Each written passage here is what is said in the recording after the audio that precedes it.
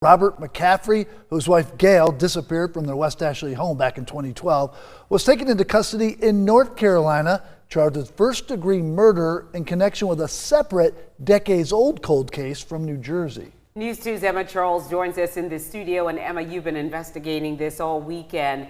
You had a chance to speak with family as well as law enforcement. What is their reaction to this developing news? Right, Carolyn, Brendan, Robert or Bob McCaffrey, probably a familiar name to our viewers. We've covered the disappearance of Gail McCaffrey extensively over the years. He was a central suspect in her disappearance and was charged with obstruction of justice, though never directly charged with her disappearance due to lack of evidence.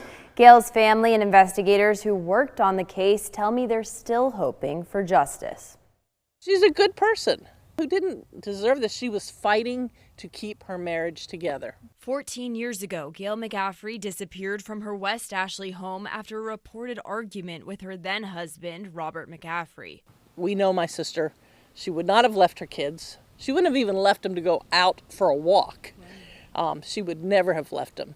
So something happened that night that we don't know what happened. McCaffrey became a central suspect in the case and was later charged with obstruction of justice for tampering with evidence. I have no idea where she is. Despite this, he was never officially charged with Gail's disappearance and was released after only 4 years in prison.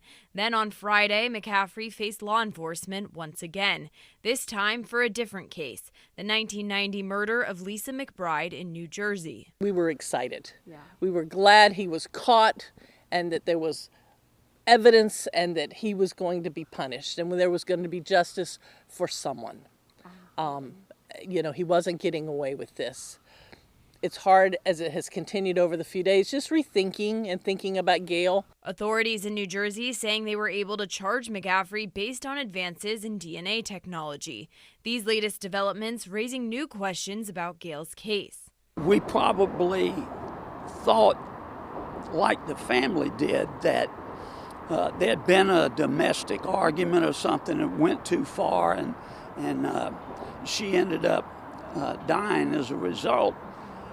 That kind of situation. Now this makes you stop and really reevaluate that. Former Charleston County Sheriff Al Cannon led the original investigation, telling me he believes McCaffrey raised red flags from the start, but he had a head start before notifying police that she was missing, making it difficult for authorities to find her remains. A lot of time, and he had a lot of contacts up in the northern part of the state.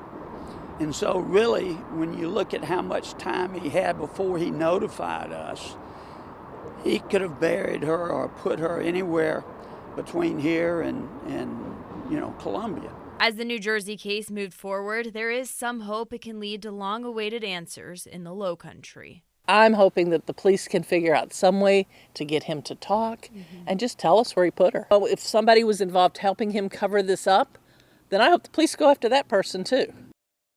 And I reached out to the Charleston County Sheriff's Office about the status of the investigation, and I'm awaiting a response. In studio, I'm Emma Charles. Count on 2.